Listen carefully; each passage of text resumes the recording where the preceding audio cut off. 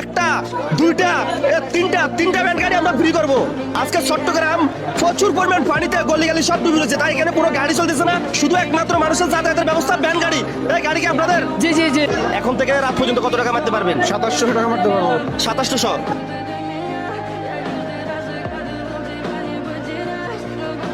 আমরা যে তিনটা ভ্যান গাড়ি ফ্রি করতেছি, এখানে শুধুমাত্র গার্মেন্টস শ্রমিক উঠবে। যারা মহিলা আছে তারা, পুরুষ যারা আছে তারা পানি দিয়ে কষ্ট মষ্ট যাইতে পারবে, মহিলারা যাইতে পারবে না, ঠিক আছে? হ্যাঁ ঠিক আছে।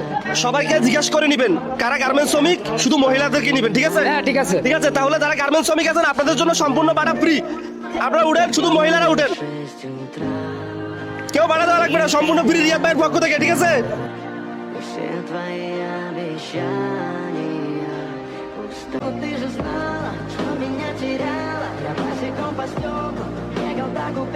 কয়টি দিচ্ছেন? একটা দিছি বাতা। একটা দিচ্ছেন ভাই, একটা দিচ্ছেন না আপনারা? Active?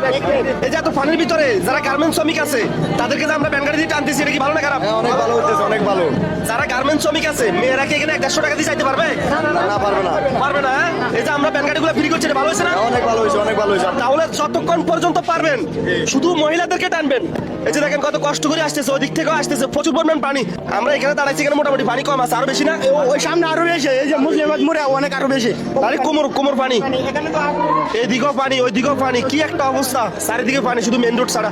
ঠিক আছে স্যার, যান যান, টানেন, টানতে থাকেন।